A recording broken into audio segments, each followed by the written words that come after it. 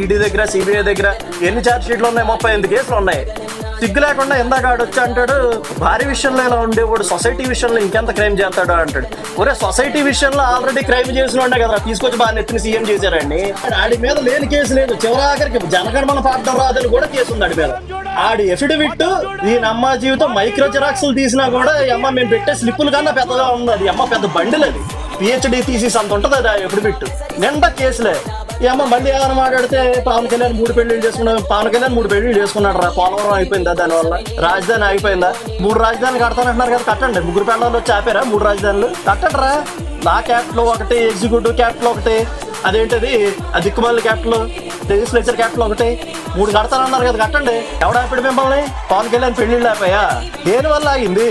ఇప్పుడు ఇదే జగన్మోహన్ రెడ్డి వచ్చి కేంద్రం మెడలు ఉంచుతాం, కేంద్ర ప్రభుత్వానికి సంబంధించిన మెడలు వంచేందుకు మీ అందరికీ స్పెషల్ ప్రత్యేక హోదా తీసుకొస్తాం. ప్రత్యేక హోదా ఎలా రాకుండా పోతుందో కూడా గట్టిగా చూస్తామని చెప్పి కూడా చెప్పండి. ఏమైంది ప్రత్యేక హోదా? 2 ఎంపీలు ఉండేవారు టీఆర్ఎస్ కి, కేసీఆర్, విజయశాంతి.